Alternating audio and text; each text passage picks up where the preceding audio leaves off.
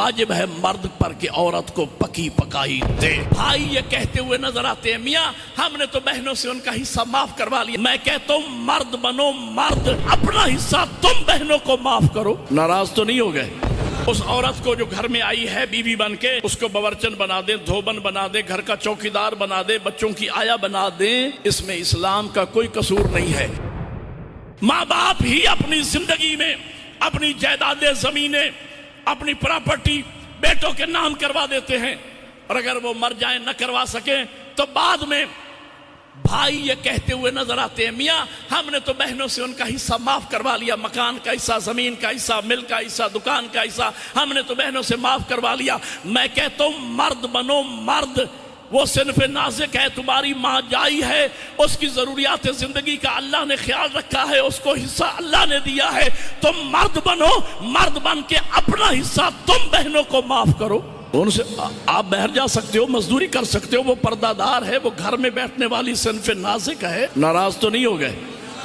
اسلام میں بیٹی ہے، عورت بیٹی ہے تو رحمت، جب عورت بیوی کی منزل پہ آتی ہے، حدیث ہر بیوی اپنے اپنے شوہر کے نصف ایمان میں حصہ دار، اور پھر جب عورت بیوی بن کے آپ کی زندگی میں آتی ہے، اب ہم ہندوستانی فکر کے لوگ ہیں، اب ہماری سوسائٹی، ہمارا معاشرہ اس عورت کو جو گھر میں آئی ہے بیوی بن کے، اس کو باورچن بنا دیں، دھوبن بنا دیں، گھر کا چوکیدار بنا دیں، بچوں کی آیا بنا دیں، اس میں اسلام کا کوئی قصور نہیں ہے۔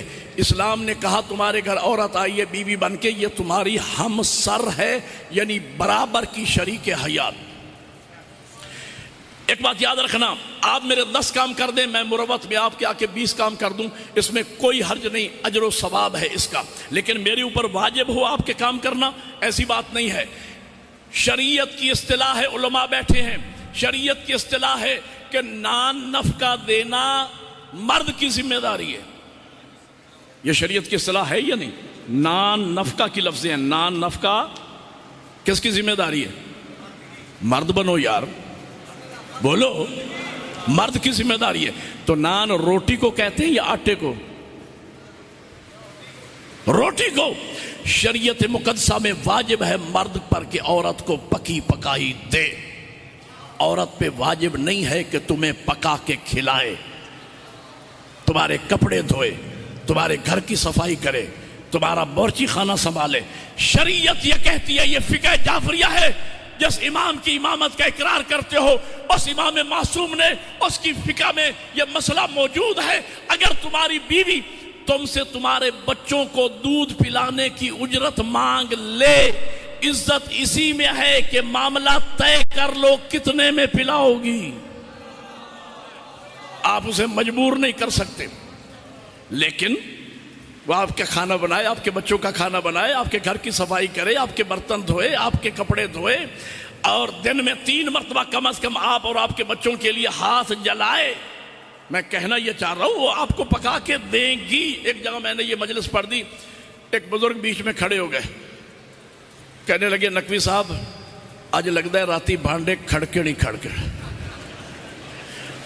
او بھائی پکا کے دے گی مومنات، میری خانم بھی مجھے پکا کے دیتی ہے اور دے گی، لیکن میں کہنا یہ چاہتا ہوں وہ اتنی خدمات کرتی ہے، اس پہ واجب نہیں، پھر اتنی خدمت کرتی ہے تو کیا وہ اس قابل نہیں کہ اس کا احترام کرو، اس کی عزت دو، اس کو مقام دو؟